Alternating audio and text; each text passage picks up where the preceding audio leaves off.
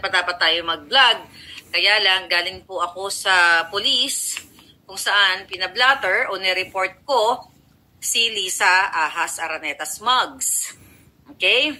Dahil napag-alaman ko mga kababayan na nagpapadala, ngayong holidays ay nagpadala si Lisa Smugs ng mga tauhan niya dito. Hindi na lang natin papangalanan ang mga pinadala niya dito, pero isa sa nandito ngayon ay si Melquiades Robles ng PCSO. Okay? At napag-alaman natin, mga palangga, hindi natin alam kung ang ginamit ba niyang pagpunta sa Amerika ay ang regular passport niya o ang kanyang diplomatic passport.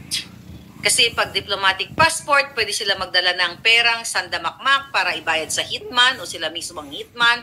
At kapag nata-target nila ako, ay lilipad sila pabalik ng Pilipinas. Alright?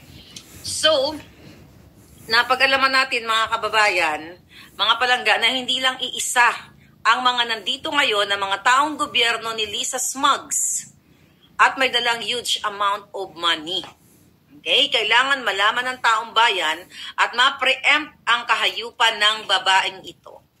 Tangina ka, pinablatter na kita, nireport na kita dito sa Amerika ngayong araw. Inireport ko mga kababayan ang pangalan ni Lisa Smugs at lahat ng mga possible niyang, mga posible niyang gagamitin na tao. Hindi na lang natin sila babanggitin ng pangalan, pero mahaba ang listahan ko na inireport po natin kanina sa Los Angeles Police. Okay? Na kapag may nangyari sa akin, okay?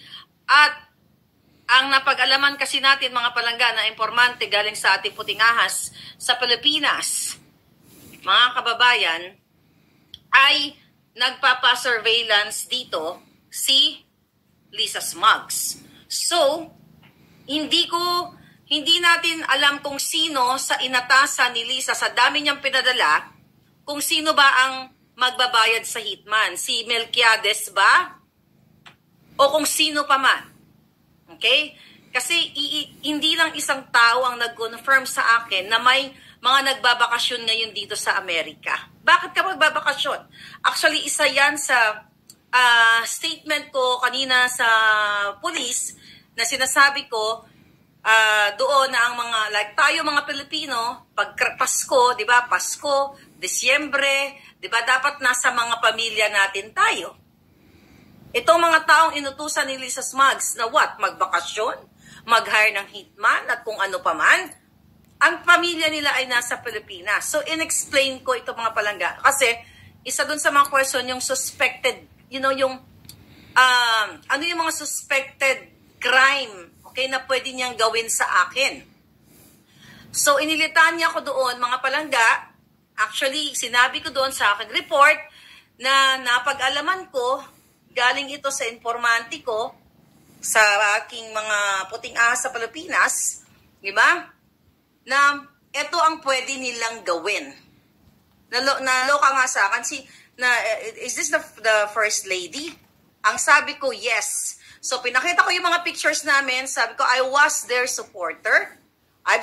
Sabi ko, I supported them since 2015. So, pinakita ko lahat yung information na in-invite nila ako sa kasal, picture, lahat. Isinalansan ko po sa police blatter ko, police report ko.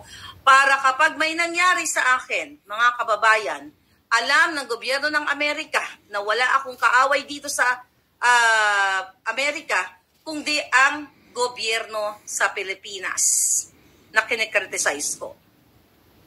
So, ipinalawanag ko lahat kung paano ako nag-start na makilala itong mga taong to at na-amaze, you know, yung nag-asikaso sa akin na police na-amaze dun sa mga pictures na pinakita ko. Naniniwala siya na hindi ako nabubuang na sinasabi ko kilala ko ang First Lady Ahas. Sabi ko, here's our pictures during this, during that, da-da-da-da-da-da-da. Sabi ko, I went back home during the campaign, da-da-da. Lahat inipinilawanag ko mga kababayan. Kasi ang pera ng bayan na ninanakaw ng buwaka ng inang Lisang yan, okay? Kayang kumitil ng buhay yan. At hindi natin sila bibigyan ng chance. Nakikitili nila ang buhay ko ng ganun-ganun na lang.